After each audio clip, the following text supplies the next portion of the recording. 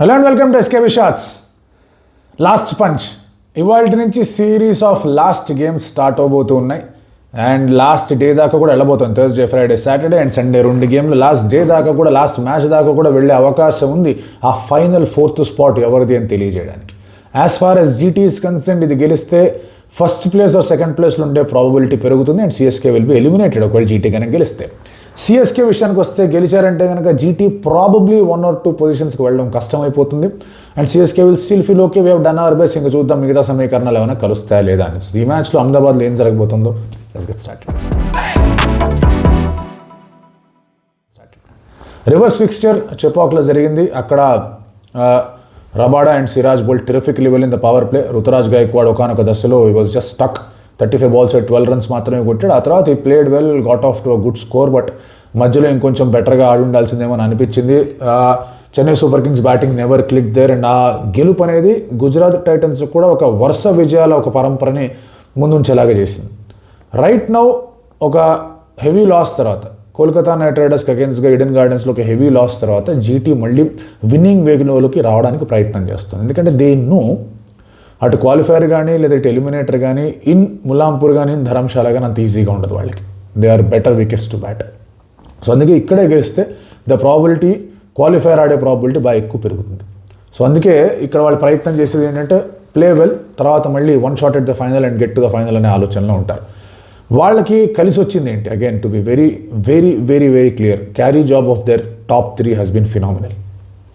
గిల్ కానీ, సాయి కానీ, జాస్ కానీ, they are phenomenal carry job batting చేస్తున్నారు వాళ్ళందరూ. తర్వాత మీకు సుందర్ దగ్గర నుంచి కాంట్రిబ్యూషన్స్ వచ్చాయి, నిశాంత్ సింధు దగ్గర నుంచి కాస్త కాంట్రిబ్యూషన్స్ వచ్చాయి, జేసన్ హోల్డర్ దగ్గర నుంచి కాంట్రిబ్యూషన్ వచ్చింది. ఐ థింక్ హోల్డర్ వచ్చిన తర్వాత విజయాలు ఇంకా ఎక్కువై గుజరాత్ టైటన్స్కి. అండ్ బౌలింగ్ విషయంలోకి వచ్చేసరికి సిరాజ్, రబాడా, ప్రసిద్ధ్ అందరూ కూడా have done well. Siraj, Rabada particularly చాలా మ్యాచెస్లో పవర్ ప్లేలో వీళ్ళిద్దరు మాత్రమే బౌలింగ్ వేశారు. And then Rashid Khan form కూడా పెరగడం వాళ్ళకి బాగా కలిసి వచ్చిన ఒక అంశం. సో బౌలింగ్లో దే హ్యావ్ మల్టిపుల్ ఆప్షన్స్. మీకు మానవ్ సుతార్ కావాలంటే మానవ్ సుతార్ని ఆడించేయచ్చు, మీకు అర్షద్ ఖాన్ కావాలంటే అర్షద్ ఖాన్ని తీసుకొని రావచ్చు, గుర్నూర్ బ్రార్ కావాలంటే గుర్నూర్ బ్రార్ని కూడా తీసుకొని రావచ్చు. అండ్ ఇటువంటి మంచి యూనిట్ అనేది బౌలింగ్ పరంగా వాళ్ళ దగ్గర ఉంది.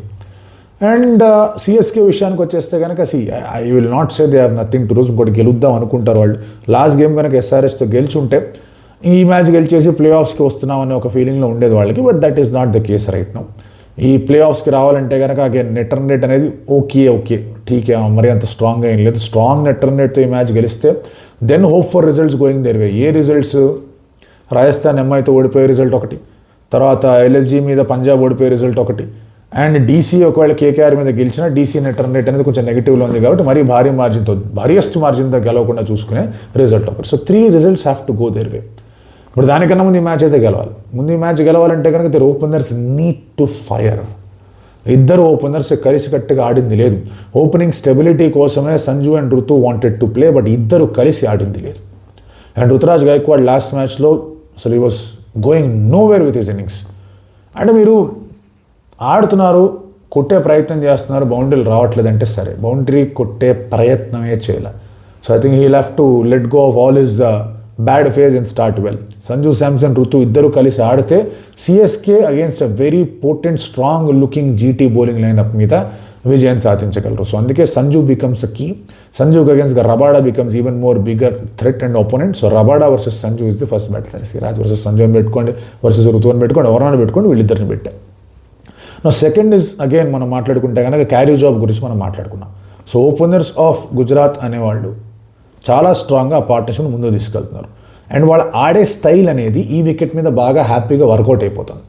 ఎందుకంటే they both are terrific one day players. దానికన్నా ఒక 15-20% స్ట్రైక్ రేట్ పెంచుకొని ఆడుతున్నారంటే కనుక వాళ్ళ percentage of scoring more runs అనేది పెరుగుతూ వచ్చింది.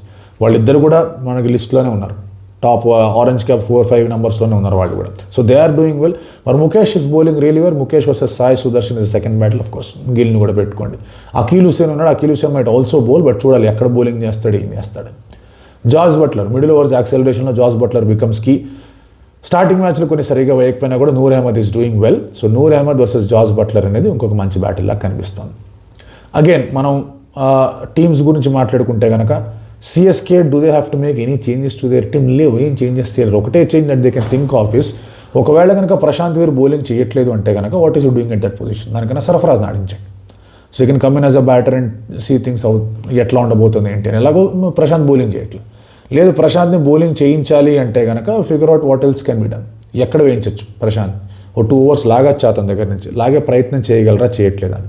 One more thing that they have to consider is Dube batting position ఏంటి. ఇప్పుడు ఇక్కడ ఈ మ్యాచ్లో చేంజెస్ చేసినా చేయకపోయినా పెద్ద ఉపయోగం లేదు. So Dube as a finisher అనే పాయింట్ వాళ్ళకి వర్కౌట్ కావట్లా. దూబే ముందు వచ్చి డెవాల్ బ్రేవిస్ ఫినిష్ చేద్దాం అంటే డెవాల్ బ్రేవిస్ ముందు ఆడితేనే చాలా మంచిది, ఎందుకంటే ఇక్కడ స్పిన్నర్స్ ఉన్నారు. There is Rashid Khan.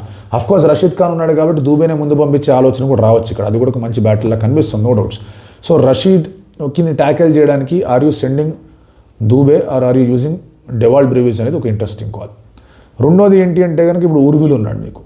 So Urvil ఒకవేళ కనుక జేసన్ హోల్డర్ని ఆడగలడా లేడా, ఆ బౌన్సర్ బాల్స్ అనేది ఎట్లా ఆడబోతున్నాడు, ఉర్విల్ కనుక ఫీస్ క్లికింగ్ ఎలా ఉండబోతుంది. టెంప్టేషన్ ఉంటుంది ఉర్విల్ని పైకి పంపించి ఓపెన్ పంపించి ఋతు 1 down రావడానికి, బట్ జరుగుతుందా జరగదే వాళ్ళు అనేది ఐఎమ్ నాట్ షూర్. అలాగే జీటీ విషయానికి వచ్చేస్తే కనుక where can they go wrong. ఒకవేళ కనుక రబాడా ఆర్ సిరాజ్ ఒక్కొక్క ఓవర్ ఎక్స్పెన్సివ్గా ఇచ్చారు పవర్ ప్లేలో అంటే కనుక బౌలింగ్ కొంచెం ఇబ్బంది అవుతుంది. మనం కేకేఆర్ మ్యాచ్లో కూడా చూసాం, పవర్ ప్లేలో జీటీకి వికెట్స్ ఇవ్వకపోతే కనుక you can come back and play well. Of course that was a better batting wicket, అందులో కాదనట్లా, బట్ ప్రెషర్లోకి మాత్రం డెఫినెట్లీ నెట్టచ్చు. సో అలా నెట్టకుండా ఉండాలంటే కనుక అగైన్ ఏ విధంగా అయితే వాళ్ళ బౌలింగ్ బాగా వర్కౌట్ అయింది అది చేయాలి. లాస్ట్ మ్యాచ్లో ఫీల్డింగ్ ఏమాత్రం సరిగ్గా లేదు, they have to field well. But టీంలో మార్పులు చేర్పులు చేయాల్సిన పనే లేదు. రైట్ హ్యాండర్ టాప్ 3లో ఉన్నారు కాబట్టి ప్రాబబ్లీ మానవ్ సుతార్ని ఆడించేమైనా ప్రయత్నం చేస్తారా, లేదా సాయి కిషోర్ని ఆడించేమైనా ప్రయత్నం చేస్తారా చూడాలి. Otherwise the team looks like Gill, Sai Sudharsan, Jos Buttler, Nishant Sindhu, Washington Sundar, Jason Holder, Tewatia, Rabada, Rashid Khan, Siraj, Prasidh and one of the players ఇందా చెప్పానుగా ఆ లిస్ట్లో వాళ్ళు. సిఎస్కే విషయానికి వచ్చేస్తాకే there is no particular need to change the players. ఎవరిని చేంజ్ చేసినా కూడా పెద్దగా ఇక్కడ కాంబినేషన్లో మార్పులు కానీ కాంపోజిషన్లో మార్పులు కానీ కనిపించవు. The way they stick to that వీళ్ళు ఇక్కడ 5 కావాలి, ఇక్కడ 2 కావాలి, ఇక్కడ 4 కావాలని అదే కాంబినేషన్తో వెళ్తారు. All they will hope is Anshul Kamboj. Last 4 games he has been going for plenty, వికెట్లు రావట్లేదు, రన్స్ మాత్రం పుష్కలంగా ఇచ్చేస్తున్నాడు.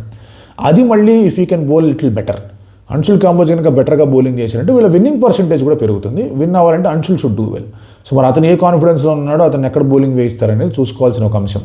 మరి గుర్జప్నీత్ ఉన్నాడు, గుర్జప్నీత్ని ఆడిస్తారా or will they get in Matt Henry అనేది ఇంకొక కాల్. ఎందుకంటే స్పెన్సర్ ఉన్నాడు, ముఖేష్ ఉన్నాడు, అంశుల్ ఉన్నాడు, నూర్ ఉన్నాడు, ఈ 4 బౌలర్లు ఉన్నారు.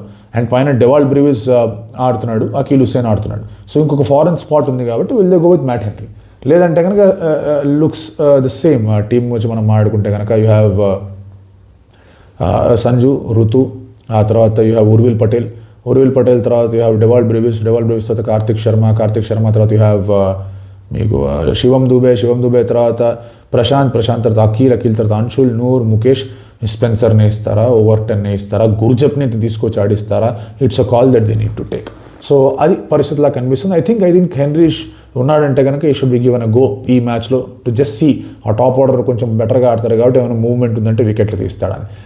ఫేవరెట్స్ చెప్పాలంటే కనుక with the match, with the momentum, home ground advantage and last మ్యాచ్లో మళ్ళీ 2 back-to-back డిమారలైజింగ్ డిఫీట్స్ తర్వాత సిఎస్కే వస్తున్నారు కాబట్టి I think favourites will still be GT. But ఒకవేళ CSK wants to prove that మాకు ఇంజరీస్ వల్ల ఇబ్బందులు ఉన్నాయి and we still want to stay alive in this game అంటే కనుక CSK can probably pull things off. చూద్దాం ఎలా ఉండబోతుందో.